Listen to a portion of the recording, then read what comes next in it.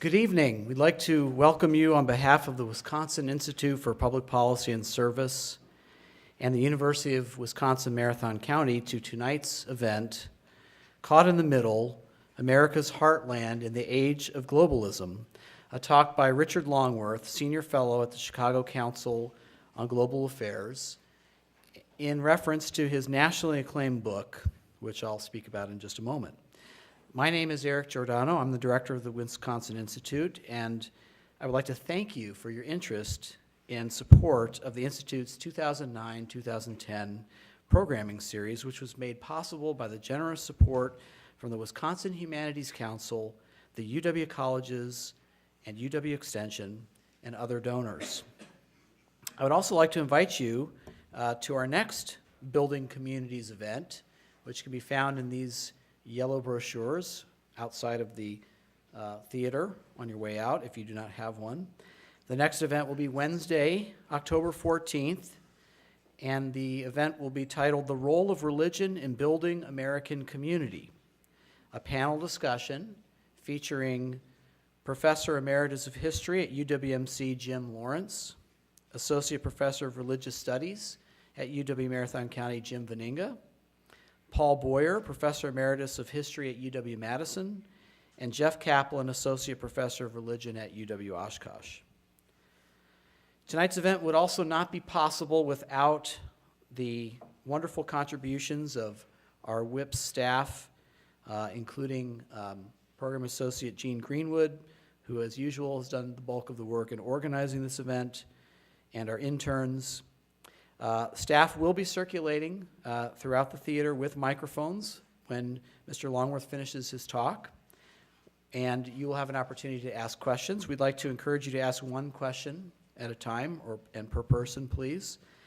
Also, at the conclusion of the event, we'd like to ask you, if you wouldn't mind, to turn in the blue evaluation sheets, which we've handed out, and if you do not have one, then you can get that right at the door. We appreciate in advance your willingness to do this because we like to hear feedback from you to learn how we can serve you better. At this time, I'd like you to check your cell phones, pagers, other electronic devices, make sure that they're muted. After the event, we'll be fortunate to have a reception with some cookies and drinks in the terrace room, which is immediately to the right as you come out of the theater. We'd also like to invite you to take that time to be able to chat with Mr. Longworth, who will be staying for a little bit after the event. And now, I'd like to take the time to introduce Mr. Richard Longworth. Richard Longworth is a senior fellow at the Chicago Council on Global Affairs and distinguished visiting scholar at DePaul University. He is the author of the book Caught in the Middle, America's Heartland in the Age of Globalism, published in 2008 by Bloomsbury in the United States. Longworth joined the Council in 2003 as executive director of its Global Chicago Center after a distinguished career in journalism, most recently as senior correspondent for the Chicago Tribune.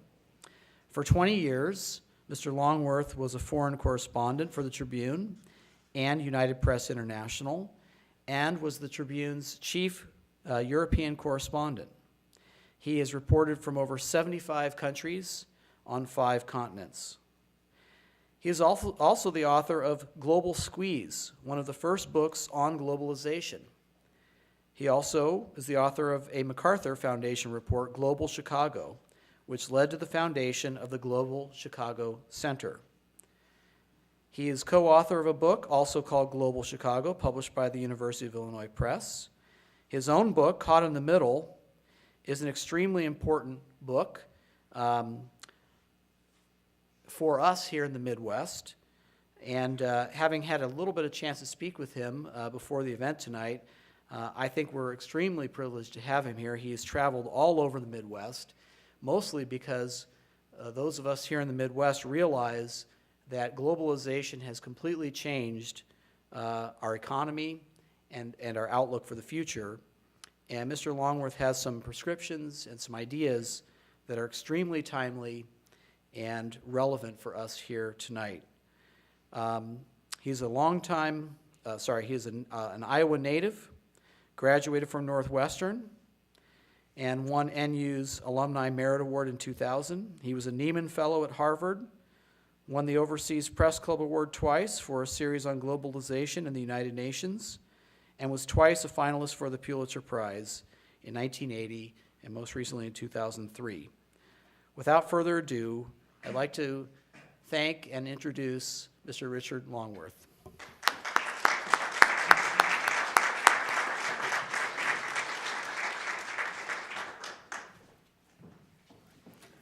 Eric, thanks so much.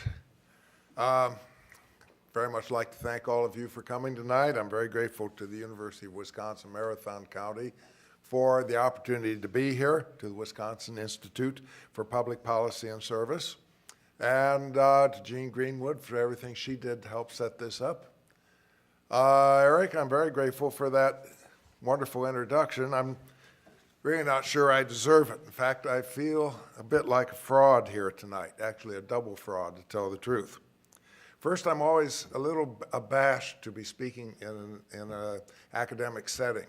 My own only academic piece of paper is a long ago degree in journalism, which pretty much puts me right up there in the scholastic big time with Sarah Palin. Actually, I've had quite a good education, but it all came after I left school. An education out in the world, studying other societies and other cultures, and then trying to apply these lessons to our own American experience. Secondly, in the fraud category, not only am I not an academic, but I'm a journalist and an economic journalist at that. This lecture is being funded very generously by the Wisconsin Humanities Council. As we all know, the humanities deal with the life of the mind and the life of the soul, while economics concerns itself with the grubbier aspects of the pocketbook. So you're right to ask whether you got a double ringer here tonight. A refugee from the newsroom, maybe with something to say about our economy or what's left of it, but with not much to say about the way we really live. Well, my theme tonight is that the economy, how we earn our living and how well we earn our living shapes the way we live. This is true for people, and it's true for whole societies. The big story right now is that all this is changing fast and changing deep. The entire Midwest, from its mightiest factory cities to the smallest farm towns, is the product of the Industrial Revolution, of the industrial age, and that age is going and gone. The global age, the era of globalization, is here now, and it's going to affect everything we do, not only how we work, but how we live and how we think and how we define ourselves in relation to the world around us. This hasn't happened before here in the Midwest, or rather, it hasn't happened since the Midwest first took shape a century and a half ago. All my research shows that so far, we are flunking this global challenge. Now, all of this doesn't have a whole lot to do with the current economic crisis, as terrible as it is for a lot of people in a lot of towns. The global problems facing the Midwest were here before this crisis began, and they'll be here when it ends. But crises do concentrate the mind. If there's anything good about this recession, it's that it is a great big wake-up call for this part of the world, our part of the world, that has had a hard time up to now facing the fact that its very way of life is in danger. Globalization is transformative, but it's also a little hard to nail down, so it would be useful now to try to define it. Try Googling on it. You'll come up with hundreds or thousands of definitions. Basically, of course, it does start with economics. It's the use of space-age technology, of the internet and browsers and communication satellites and fiber optics to create one big global market. All this technology has opened up the whole world to investment. It has created industries where none existed before. It enables the movement of goods, fast and cheap. What this means is that investors can borrow anywhere and invest anywhere and produce anywhere and ship from anywhere to anywhere. It means they can hire workers almost anywhere to do a lot of jobs that once belonged only to the developed countries, to us. The driving force behind this economic globalization are the global corporations.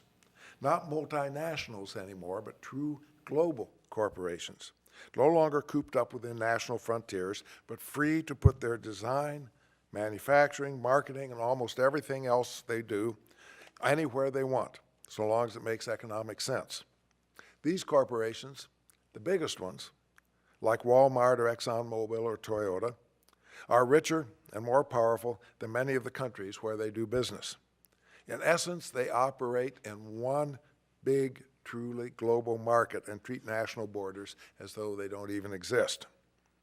Now, I think this is what most of us think of when we hear the word globalization. It's powerful and it's scary. For many of us here in the Midwest, it means that we're in competition with the whole world now, with factory workers in China and office workers in India, and yes, with farmers in Brazil. It means outsourcing of jobs and the challenge of global trade. A lot of this is still raw and unregulated, largely because it is so new. Now, you can say that we've always had an international economy with foreign trade and foreign investment, and what's going on now may be more than just old-fashioned globalization on steroids. I think this misses the point. The global age is as different from the industrial age as that industrial age was from the agricultural society that preceded it. Things aren't international anymore, that is, between nations, but they're global. Trade is not so much between countries as it is between the branches of global corporations who make parts in China and other parts in Poland and assemble them in Mexico for sale in America in transactions recorded by office workers in India or the Philippines. Second, the old dividing line between the first world and the third world has been erased. Once poor countries shipped raw materials to rich countries, which made the goods. Now that process is being reversed, or more accurately, goes both ways. Third is the sheer speed of all this. Most of the technology that makes all this possible, the internet and Netscape and fiber optic cables, is younger than today's college students. As technology speeds up, competition expands geometrically. Not so long ago, our economy was mostly first world, ourselves and the Europeans and Japanese and a few other countries, maybe 1.5 billion workers altogether. This ended exactly 20 years ago this month, with the collapse of communism. China and Russia and the East Europeans joined our economy, and so did India. No less than 3 billion new workers signed on and began competing with us every day and every hour. Now, since most of them came from relatively poor countries, they didn't bring a whole lot of new money with them. What this means is we've got roughly 3 times as many workers competing for just about the same amount of money. So no wonder the pressure is on to keep costs and wages down and to do things as cheaply and as efficiently as possible. I think that Wisconsin understands the economic impact of all this, what with the latest news from Janesville and Fond du Lac and other hard-hit towns. But it's more than just a local or a state problem. This economic impact is being felt pretty evenly and deeply across the Midwest, across the American heartland that built its past on heavy industry and intensive agriculture and now finds both these pillars tossed right up in the air. But if we know what's happening, I don't think we've begun to come to terms with it. Globalization is here and it's not going to go away, but it's not some tsunami or hurricane. It's a man-made phenomenon and can be guided and controlled. I feel the only true measure of an economy is the well-being of the people who live within it.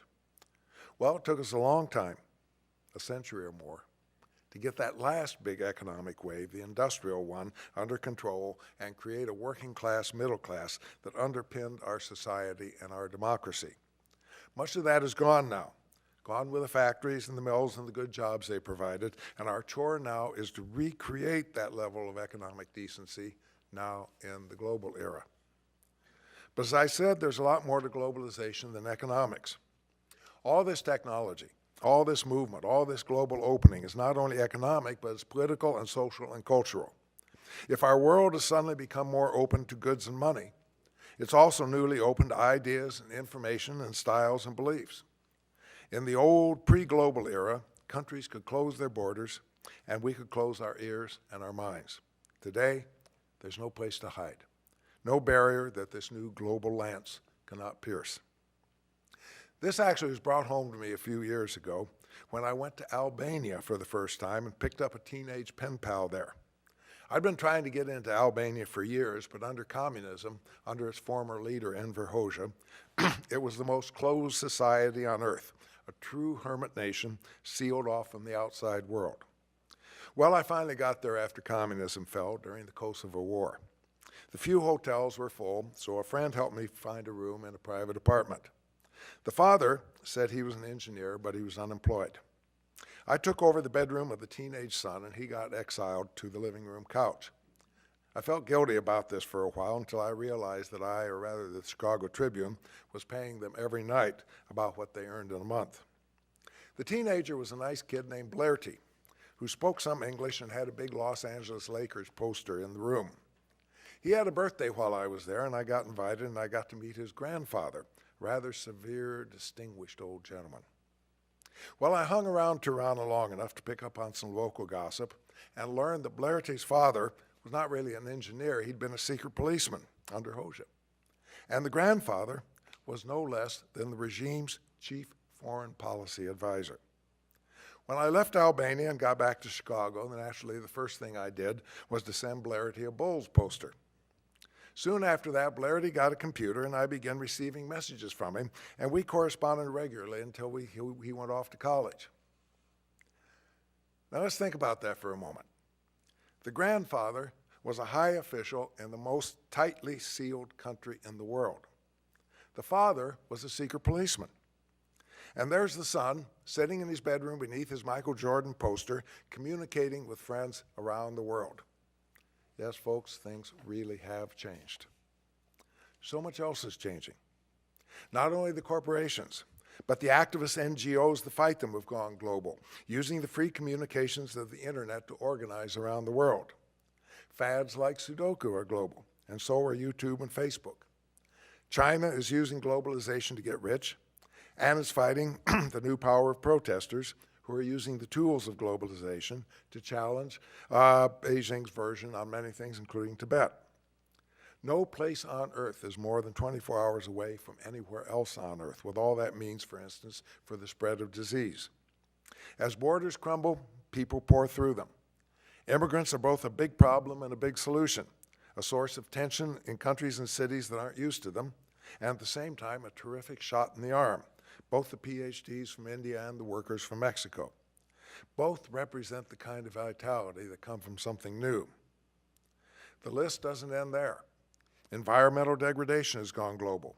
Perhaps the greatest challenge of our time is climate change, and we're trying to figure out some global way of meeting that challenge. Our ability to solve global problems still lags our ability to create them. We're a long way away from any global government and probably won't ever get there. But global governance, not government, global governance is moving forward in ways that most of us take for granted. You can use your credit card or ATM card anywhere in the world because the International Standards Organization has set global standards for their size and thickness, just as it has for film speeds or CDs. Global rulemaking is going on, with us or without us. Not so long ago, the mere fact of American disapproval would have been enough to derail movements like the Kyoto process or the International Criminal Court.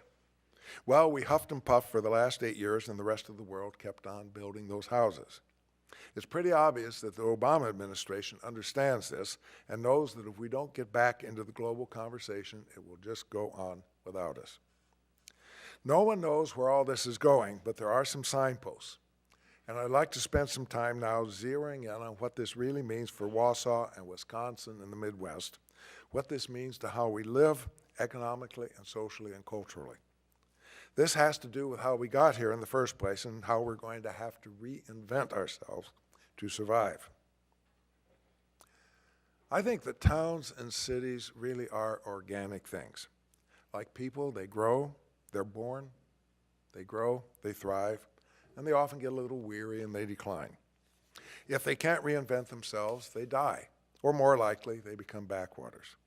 Almost any place you can think of, from the biggest city to the smallest farm town, was born for some economic reason. It rose near a harbor, or a mine, or at a ford on the river where travelers need to be housed and provisioned, or out in the country to see to the needs of farmers. All these places began as settlements of workers. Then as they grew, they put down roots. They built hotels and schools and houses. Then came libraries and maybe a small college, and in the biggest cities, museums and orchestras. In short, they evolved from labor pools to cities to civilizations, places to live as well as to work. But this original economic raison d'etre seldom lasts forever. The harbor silts up, or the mine plays out, or somebody builds a better bridge upstream and the city's reason goes away. Farms consolidate, and the number of farm families dwindle. That's the point at which reinvention has to begin. The great cities of history, the great regions, have always reinvented themselves, found new ways to support themselves. This is the history of Paris, London, or Cairo, or Shanghai.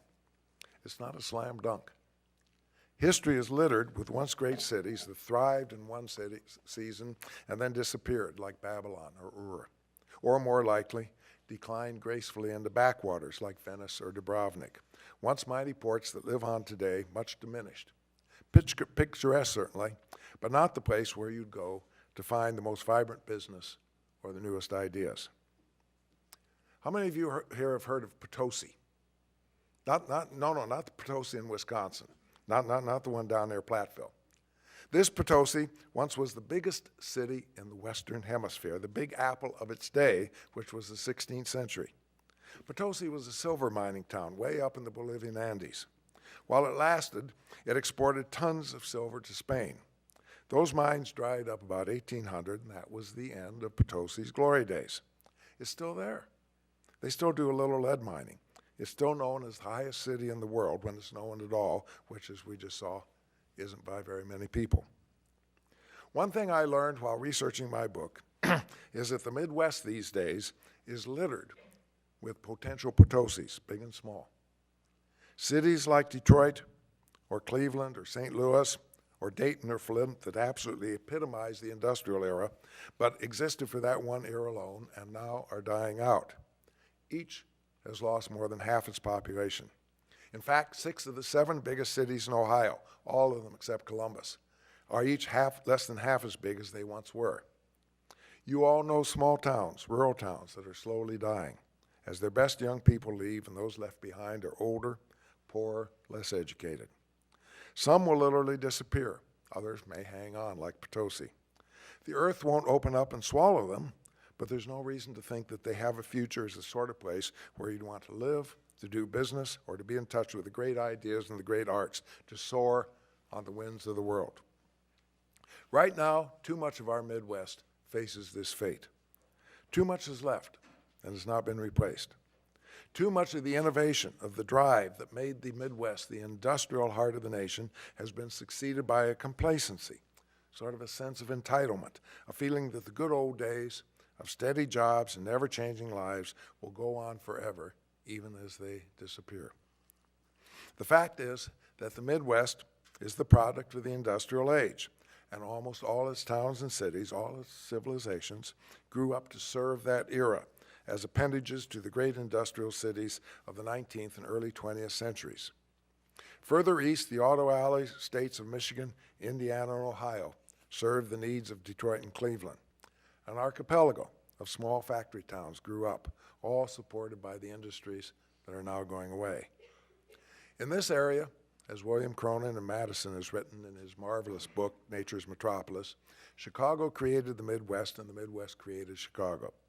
The city needed farmers and miners and lumbermen scattered through the forests and mines and rich soil of its hinterland. These farmers and miners themselves established little economic-based civilizations of their own.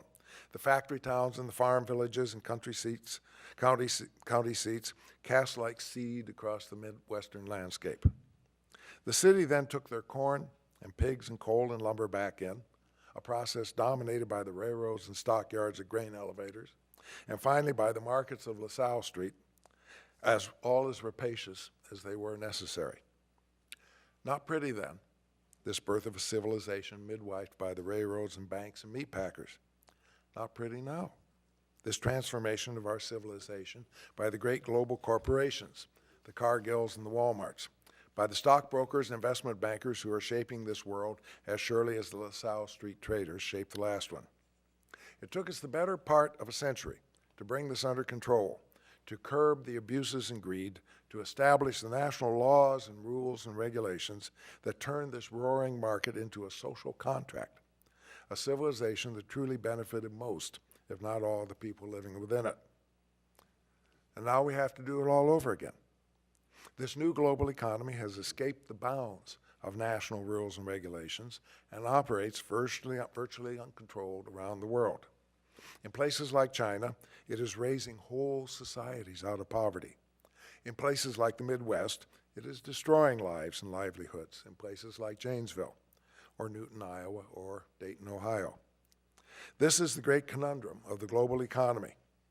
If globalization has a moral dimension, and I believe it does, it is this ability to elevate hundreds of millions of third world citizens to the level of economic decency that we here in the West have long known. But the question is, how do we do this without doing it on the backs of American workers? This is a question we have not begun to solve.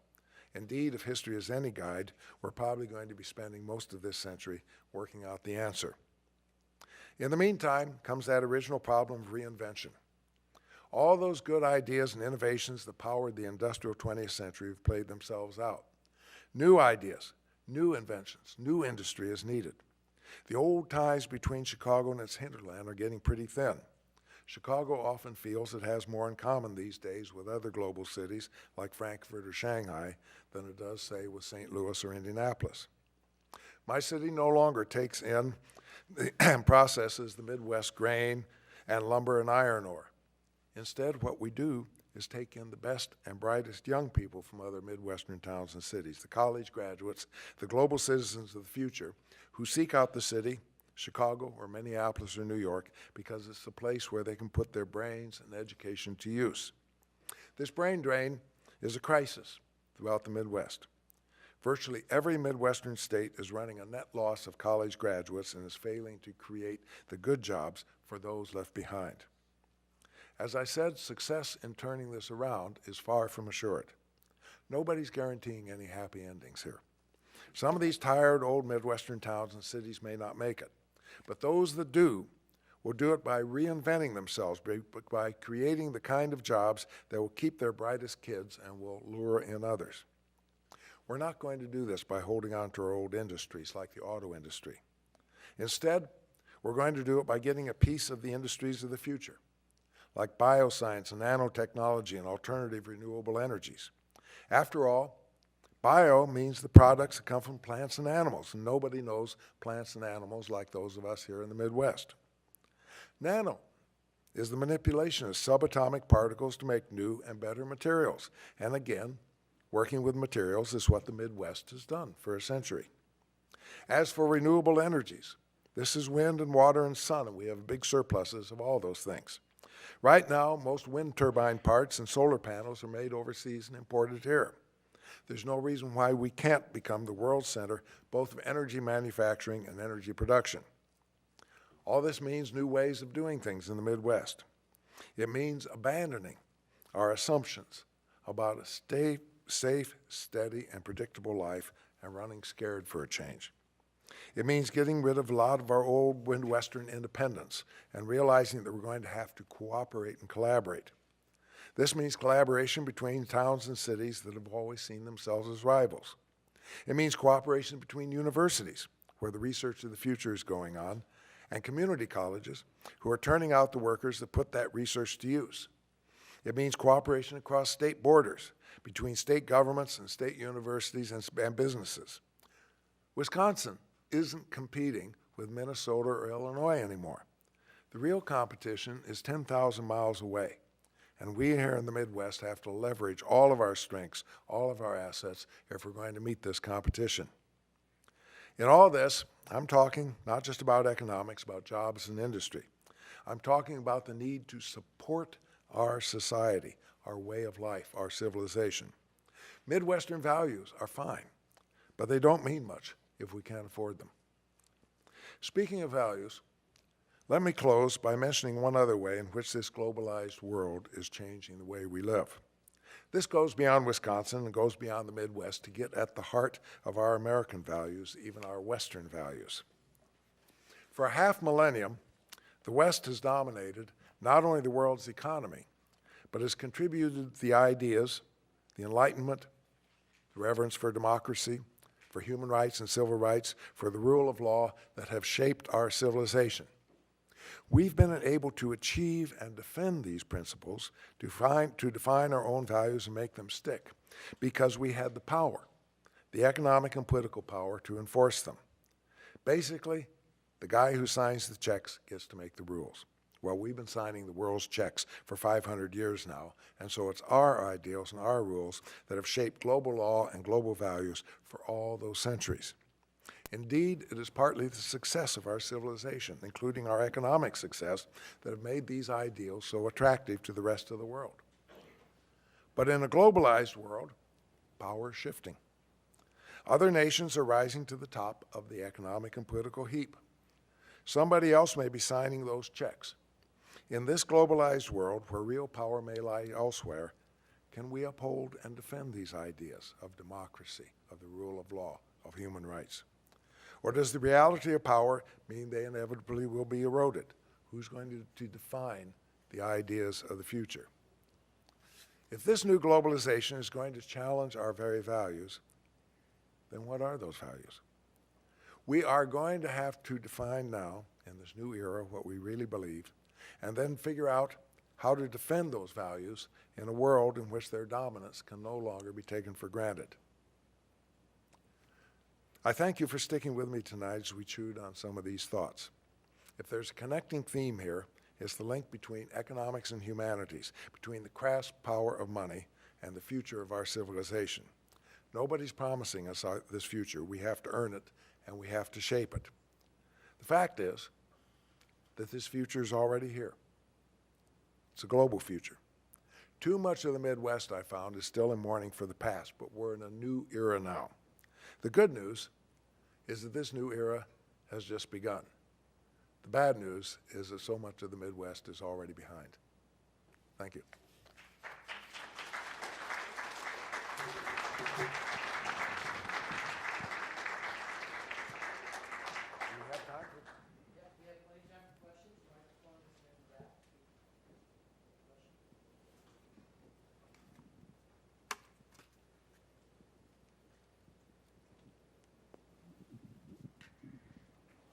Do you have any examples of inter-university cooperation, say, between our state and another state? Beyond pretty basic levels, no, there is some in equal tuition and other transfer of credits, that sort of thing, between Minnesota and Wisconsin. Minnesota and Wisconsin are ahead of the Midwest on all of that, but still this is fairly basic. There is an organization called the Committee on Institutional Cooperation that's based down in Champaign-Urbana that unites the Big Ten universities plus the University of Chicago. And it's been in operation now, I think, for about 60 years. And frankly, it doesn't do a whole lot. When I wrote the book, I said, I think I called them drowsy. And they called up and they said, you were rude to us. And I said, yeah, you deserved it. What are you going to do about it?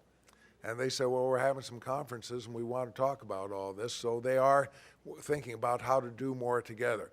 What we have to start thinking about is more than what the CIC does, which is some logistical, procurement, joint procurement to keep costs down. They do some cooperation between libraries, things like that. We have to do more than that. Here in the upper Midwest, between the Big Ten and the University of Chicago and some of the other land-grant universities and some of the private universities and the big research organizations like Mayo and Argonne and the Cleveland Clinic, we have here probably more intellectual firepower than any other region in the entire world, including the Ivy League. Put it all together and we could rule the world intellectually, but we never put it together.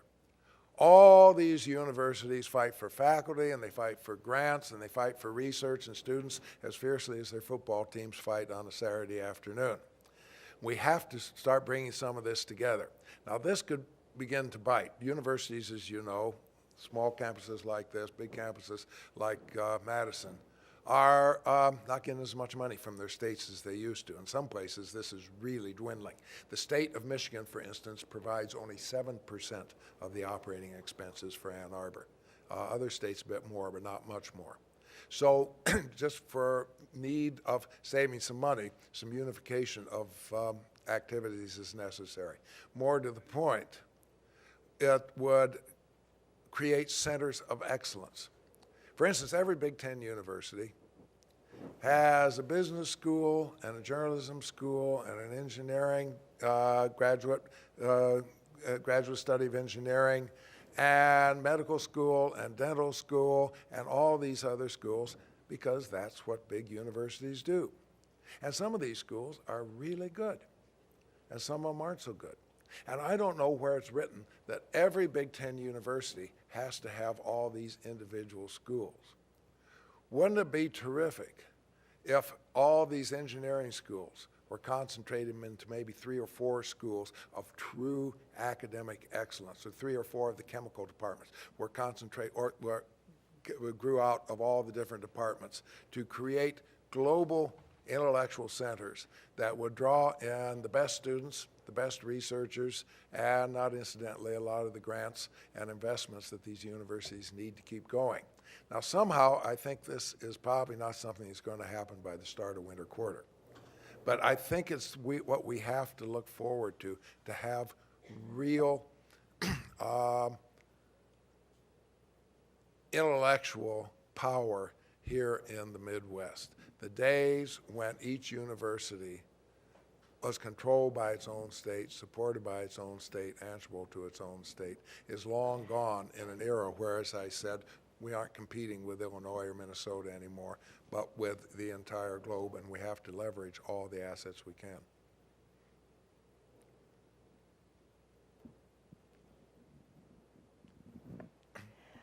If you centralize the programs like engineering or medicine in a couple of universities in the Midwest, how would you make education accessible to all the people in all the little towns all around who probably find it a burden to travel to one large center?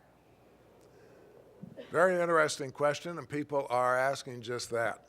There actually is a lot of thinking going on in this. If you are going to have the kind of high-powered research in the Midwest that's going to turn out the ideas and innovations that we need to compete and thrive in this new world, the big research universities like Madison or Ann Arbor may have to concentrate more on research themselves and do less education of undergraduates, especially of freshmen and sophomore. The former president of the University of Michigan, James Duderstadt, has been doing a lot of writing on this. Catherine Lyell, who used to be the president of the University of Wisconsin in Madison, has also written on this. This sort of thinking is going on, that the big universities would do less undergraduate education. Undergraduate education then would fall more on the smaller state schools or on the 2-year branches or the community colleges in other states or on small private schools, which would serve the students who are more local. Then they would go on, if they needed the higher graduate level education, then they would go on to the big research universities, which would become more specialized in this. This is one way of thinking that's going on now.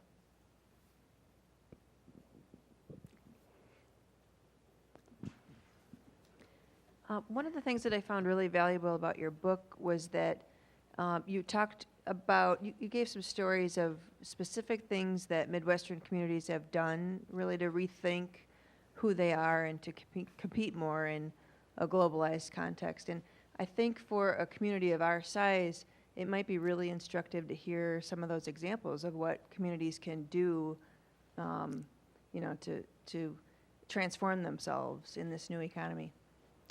Okay, I don't know that much about the local situation in Wausau, except what I've read and what I've heard since I came here. I have to say I drove into the center of town today, and I thought I'd taken a wrong turning and driven out of the Midwest somehow because it looks so great. This is one of the few cities I've seen anywhere that has a really terrific city center, and you ought to be very proud of it. It looks wonderful, and it gives, yeah, give yourself a hand. You deserve it. So many cities of this size, if you go into the downtown areas, where people go to if they're looking at a town thinking, you know, would I want to live there? A lot of these centers of cities are really slums. And they seem, you know, a city center is kind of it's the main street, it's the front door of a city. It says what you're proud of. And a town without a vibrant city center says we're not very proud. But that's, you know, that's by the by. It doesn't answer your question. There are some places around the Midwest that are doing quite well. Let me give some examples. A couple are places that hit bottom and realize it was either turn out the lights or reinvent themselves. This is why I say the catastrophes and crises can be very useful. In Peoria, Illinois, they had terrible strikes back in the 1980s and 1990s between the UAW and Caterpillar. Almost destroyed the town. And it looked like Caterpillar might pull out. It still is the big industry there. So the town got together. And this wasn't just the city government, but this was business people. This was Bradley University. There's a really good community college there. There was U.S. Department of Agricultural lab that never played much part in the city before that started pointing its research towards things they could do. Caterpillar was involved, ADM, the UAW is part of this. The city government is in there. It has a seat at the table, but it's not expected to take the lead. This is more of a community effort. And they are working together now. They put up an incubator building for new ideas. They're saying to themselves, you know, what do we know? They used to make whiskey there. This was a Hiram Walker town.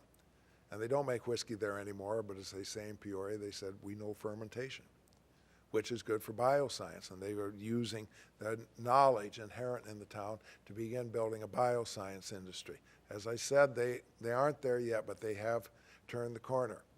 Akron, Ohio, used to be the auto tire capital of the universe. All the big companies were there. Most of the auto tire manufacturing was there. It was known around the world. It was one of these original centers of ideas and innovation that powered the late 19th and the 20th centuries. Well, you know, they don't make tires in Akron anymore. But as they say, they do know a lot about polymers, which are the molecules that go into rubber making and a lot else. So with cooperation between the city and some of the old companies that are still there, and the University of Akron, which is playing a big role, they've got the start on a fairly decent polymers industry, various companies based on polymers. One of my favorite examples is a company there that makes new ways to diagnose back diseases using a gel based on polymers. Some towns have used the power of local philanthropy. I think almost everywhere in the Midwest, even some of the smallest towns, there's a couple, three really rich local families who made their money out of farming or commerce or something like that, and they're sitting on this money. And most of these people are getting a little older. In a little while, they will die, and they will leave their money to their kids, who are probably living in Chicago or New York, which means all this money is going to leave town. It's called wealth transfer, and it's a big issue in a lot of these towns. Can these people be persuaded to focus philanthropy, to focus their money on recreating their town, possibly by setting up a angel fund or a venture capital fund to fund good ideas that can spin off of local community or technical colleges, or to spin off of factories there, things that bankers are loath to finance, but this fund could do something like this. Or to do something, you all know probably about Kalamazoo, the Kalamazoo Promise, where a number of local families there said that any kid who graduates from high school in Kalamazoo will get a free 4-year ride to any college in Michigan. And the first thing that happened there is people started moving back into Kalamazoo because they wanted their kids to go to high school. And the second thing that happened, of course, is it ignited a housing boom because all these people needed somewhere to live. And the third thing that happened was new stores opened up. And just this act of philanthropy probably has saved Kalamazoo. So there are things that can happen. Probably one thing to do is to really focus on innovation and helping it along. Too often, towns and cities go smokestack chasing. They spend all their time. You have an economic development organization that spends all its time trying to figure out how we can lure some factory in from somewhere else, and they get themselves in a huge battle with the next county or the next state, and they throw lots of money at some company trying to bribe it in, and sometimes this works, and the company comes, and it stays until somebody else offers them more money, and away they go. This money could be so much better spent on local education, on setting up entrepreneurial classes, on teaching kids the science and math they need to know, on setting up venture capital funds to fund ideas, to help local lawyers and accountants and people like that understand the new economy, to create the kind of business services that the people who have the new ideas will need. There's lots of things that can be done, and in some places they are happening. What is the role of languages in globalism? Excuse me, I couldn't? I said, what is the language, what is like languages? What is the role that they play, the differences between all the languages and how we're eventually integrating them? And is there a way that we could use foreign language development here in the Heartland to advance us towards globalism? That's a good question, and I'm not sure I know the answer. The obvious answer is the more languages you know, the more places you can work in the world.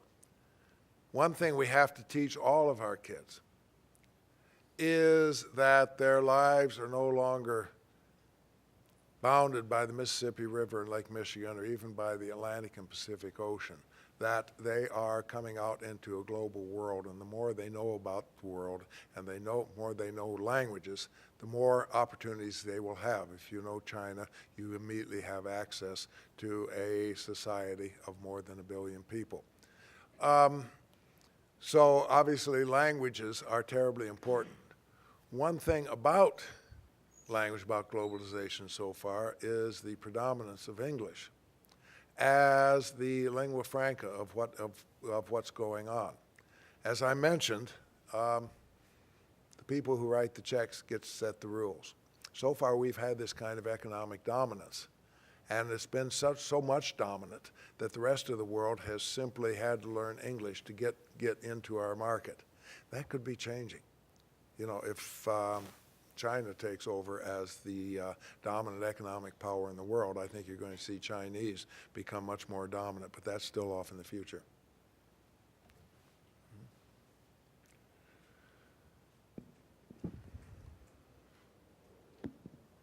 You mentioned Cargill, and I'd like to talk briefly about agriculture.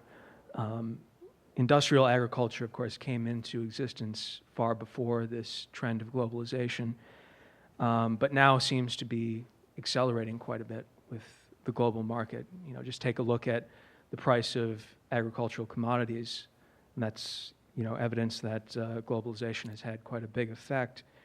And I'm just wondering, in the face of competition from all of the technologies that allow us to feed a global market, how can we, in the Midwest, with our tremendous wealth of natural resources, how can we reinvent ourselves here in the Midwest? And, you know, I don't expect that you or anyone else has one single answer to that, but also with your notion of cooperation, a lot of the solutions that have been proposed to this have focused on local food markets and local food production. So I wonder how that fits into your idea of cooperation. I wish we could get more people from around the country to come out here and talk to people like you and to sort of sample this. I get so tired of reading the New York stories in agriculture in the New York Times, that where they talk to a couple people on the Upper West Side of New York and a couple people in Berkeley, California, and figure they have plugged into agriculture. This, as you said, is where agriculture is happening. We are going to be feeding the world. This is going to continue. So will the dominance of companies like Cargill and Monsanto and ADM. I believe last time I looked, Cargill is one of the 3 big agribusiness companies in the whole world. At the turn of the 20th century, at the end of the 19th century, Cargill was one of the 3 big agribusiness companies in the world. Cargill, like Walmart, like ADM, like a lot of these other companies, like any big corporation, has a tendency to abuse its power. And from time to time, it's had to be hauled before Congress and slapped down, and new laws made, and we're going to have to keep doing that. If you have corporations that are that dominant, they have to be ruled and regulated. But we can't get rid of them, nor should we, because they are the ones that formed Midwestern agriculture in the first place, like the railroads and the stockyards did originally, and made this what it is. So then, where do we go on this? We are going to continue to be the breadbasket of the world. We're going to continue to produce. We're going to continue probably to use too much pesticides and chemicals on this, and we have to keep working very hard to reduce this, if only to protect this land that we've got. But despite climate change, the land and the climate basically isn't going to go anywhere, so we're going to continue to feed the world. It is no longer, and it is not now, the basis of an economy that it once was. We can produce all this food without very many people. There's one guy, young farmer in eastern Iowa, he's a Harvard graduate, who is working with, I think it's John Deere, on remote-controlled agricultural equipment. Basically, this guy can sit at his kitchen table with his console and run his tractors and reapers and plows and everything anywhere on his farm without even having to go outside. He could probably take a condo down in Naples, Florida, and do all his farming from down there. Now, obviously, this enables one person to farm ever more land. So farming itself is not going to be the employment base that has been in the past. And I think we're getting used to this. But how can we make use of this? Bio is obviously one thing. As I mentioned, bio is plants and animals, and we ought to be running way ahead on this. Instead, most of the action is going on in the 2 coasts, and there's no real excuse for this. This is an area where the universities of the Midwest, many of whom are really good on bio, can get together, can pool their knowledge. Each state in the Midwest has its own bio organization. There's an iBio in Illinois, there's another one in Iowa, there's another one here in Wisconsin. A couple years ago, there was a big bio convention in Chicago, and there was some move to get a Midwestern bio pavilion.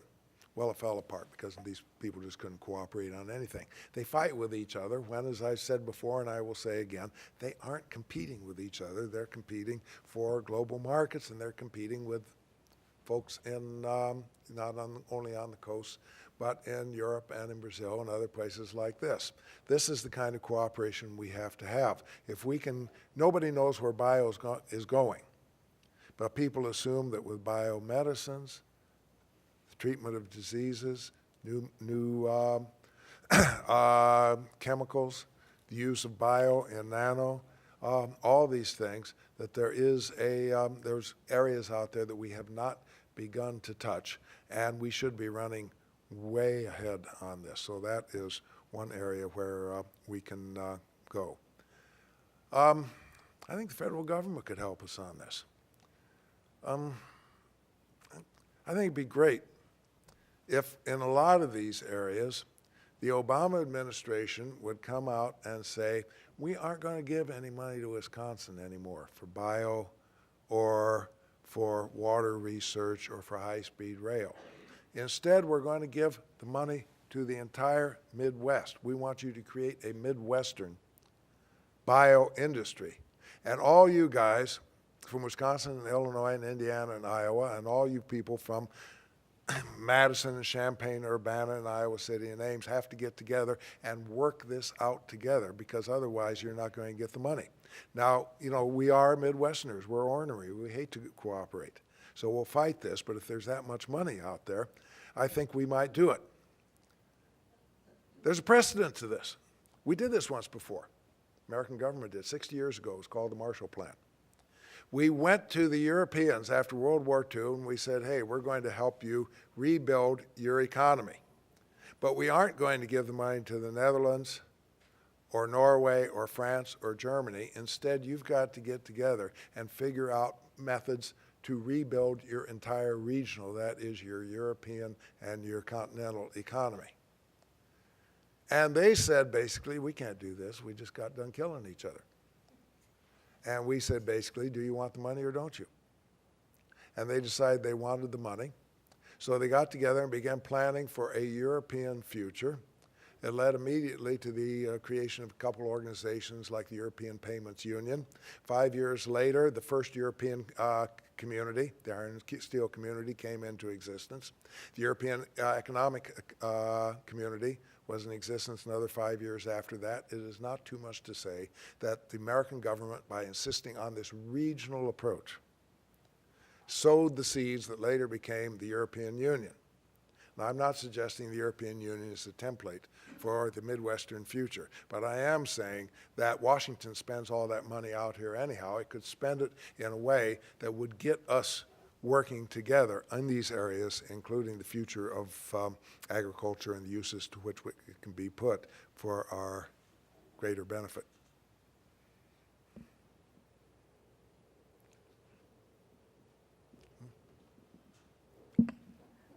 We've begun some local conversations on the challenges that are facing Wausau and the metro area, and how to start attracting or looking at strategies for attracting different kinds of technologies and industries. But one of the challenges I think we're having, especially in terms of our local elected officials, is really a feeling that this is too big for them to be able to influence, that they really can't, I guess, shape the future. Any suggestions on how to overcome that kind of thinking and barrier? Elected officials of any sort are a problem, and it's not really their fault. No, officials in Wausau are elected by people living within a certain defined geographic area to serve that geographic area. Governors are elected for the same reason, to serve people within a certain area. You know, I think Jim Doyle is great. You know, I've got no objections to him, but he is naturally going to fight the establishment of a factory 2 miles south of the border into Illinois because he doesn't get to cut the ribbon, even though half the people who work in that factory are going to come from Wisconsin. Government has to be part of the conversation. They've got a lot of the money, so they have to be cut in on the conversation, but they cannot take the lead in this. Other people have to take the lead. I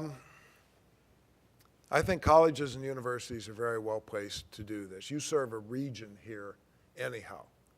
You take in people at the University of Marathon County.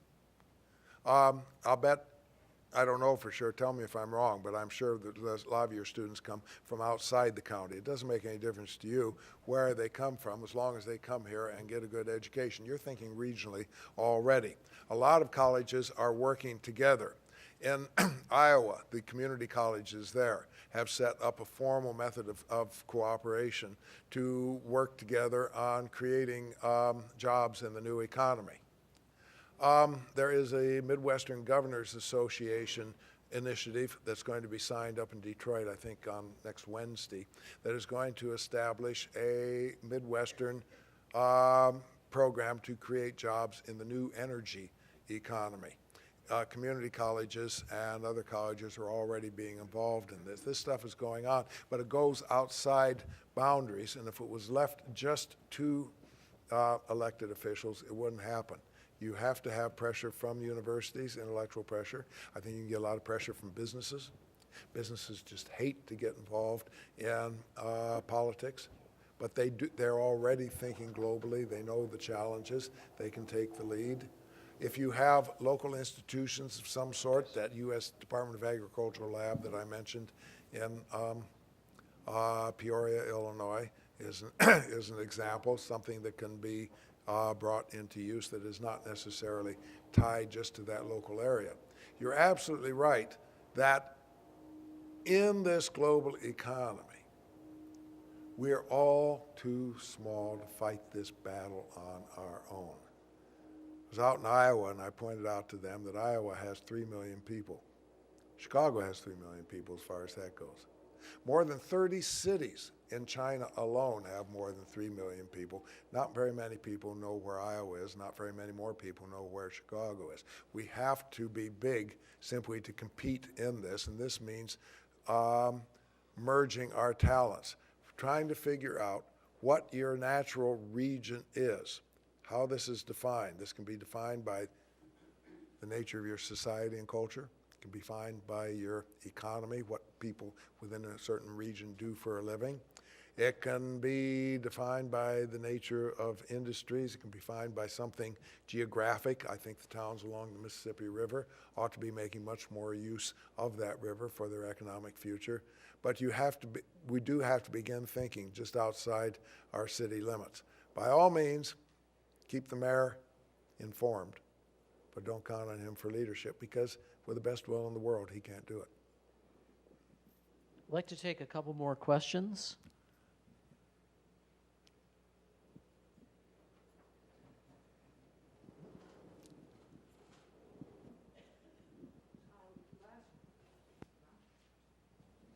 Usually when I say something Yes. like that, the next question comes from the mayor. No, not the mayor. I'm the director of continuing education here at the university. And last week, Dr. Ed Gordon was in town. I don't know if you know him. I know Ed He's very another well. Chicagoan. Yep. And he was here on the invitation from the chamber on a business innovation conference. And his thesis was that a lot of the changes that we're looking at have to really come from the bottom up. And he's an economic historian. His background is in history. And he looked at the turn of the last century when there were major changes that needed to be happened. And the forming of the Better Business Bureau, the forming of service clubs, and a lot of those bubbled from the ground up that made changes. And that's what he's suggesting we have to do if we're going to win the battle for global talent right now, is that we have to cooperate. And we've got somewhat of the seeds for that in central Wisconsin, an organization called Centergy that pulls together business and industry and government. But there's still some holes there, and there's still some power problems and people not wanting to leave their egos at the door and a few other things that he says we really need to do if we're going to kind of work this together. And I was wondering if you have any experience with Dr. Gordon, if you can comment on that at all, since that was another voice that we heard on this issue last week, and tell us what you see as a way, either top down or bubbling from bottom up to work on this. No, I know Ed very well. Have a lot of respect for his books and his ideas, especially his emphasis on education. I do feel, education is so important, but you are going to keep your students here and your best young people here only so long as you provide the jobs, have the economy where they can use their brains and education. Otherwise, they're going to go somewhere else. We are importing awful lot of these students from around the Midwest into Chicago, and we thank you very much for helping us with our economic development. But everyone that we import into Chicago is one that's lost here. With the jobs here, with the opportunities for them to use their brains, that would be very good. I think a lot of what Ed has to say is solid, creating these organizations, looking for new forms of leadership, as we were talking. These groups that he was talking about can take over the leadership, can chart the future. There is a lot of resistance. And I go to towns and cities where, frankly, nothing is going to happen because the resistance dominates. There are people there who are trying to say, we got to change, it's a new era, and they can't get a listening. And probably it may be too late there. But there are people who do understand this, and this can be groups. Look around for regional projects that worked in the past and who carried them out, and to see if this pattern, this habit of cooperation can be replicated. There's a book written by a guy down at the University of Chicago, he's an economist, called Why the Garden Club Couldn't Save Youngstown. Unfortunately, since he's a University of Chicago economist, the title is the most interesting part of the book. But I waded through it. I waded through it. He compared the Mahoning Valley in eastern Ohio, Youngstown, where they had all those steel mills that collapsed back in the early 80s. And then he compared that with the Lehigh Valley, Allentown, in eastern Pennsylvania, where they had all the steel mills that collapsed in the early 80s. And in the Lehigh Valley, they've recovered economically. And they, not necessarily on the basis of steel, but a lot of high-tech industries and things like that, and they're doing very well. In the Mahoning Valley and Youngstown, they not only have not recovered, they are sliding so far downhill that the mayor of Youngstown has recently got some attention by coming up with an idea for his city called the Shrinking City Complex, realizing that we're never going to amount to anything in the future, so let's knock down some old buildings and plant a few gardens and try to make it look as good for as long as we can. Okay, the author, Sean Safford, asked himself why this happened, and he found out it was the nature of leadership in the two communities. In the Lehigh Valley, there had been a tradition of cooperation on various projects, bridges and roads and schools and things like that, some United Way type projects, things like that, that had brought in people from all over the valley. So there wasn't one received center of wisdom, but new ideas coming in. In Youngstown, it was the same old families that had run things for years. They were hostile to new ideas. When it became obvious that new ideas were necessary, they didn't have any idea how to do it. It was too late to build this network. So look around for these networks that already exist. Try to find places where people from different areas of influence in the community get together for lunch, if no more than that, and just see how that works. Okay, here was the last question right here. What do you see as the future of labor unions?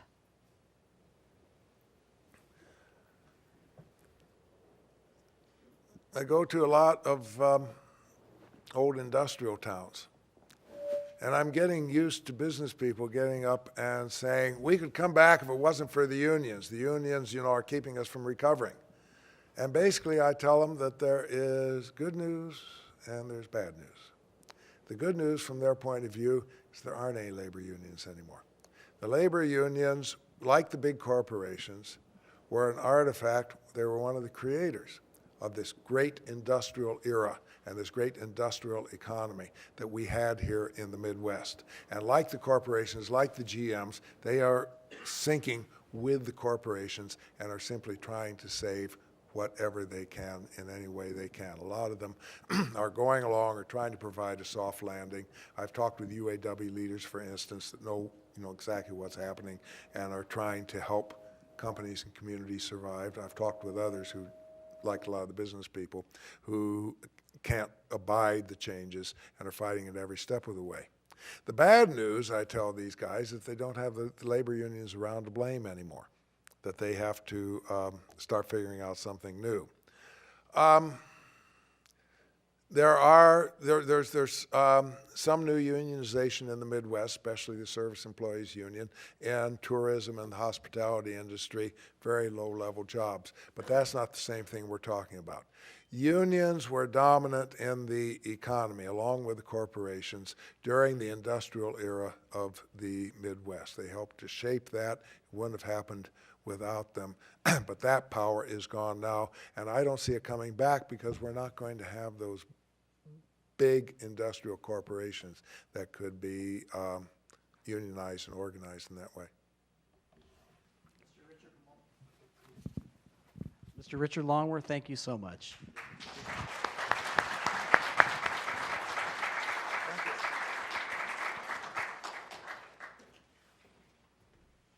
I'd just like to remind you that if you have any more questions or your questions weren't able to be answered tonight, Mr. Longworth will be available for a short time in the terrace room, exiting the theater to the right, where there'll be some punch and cookies. And we thank you so much for coming out tonight and your participation. And if you can remember, please, to turn in your evaluations. If you had a moment to fill them out, we sure appreciate it. Thank you for coming.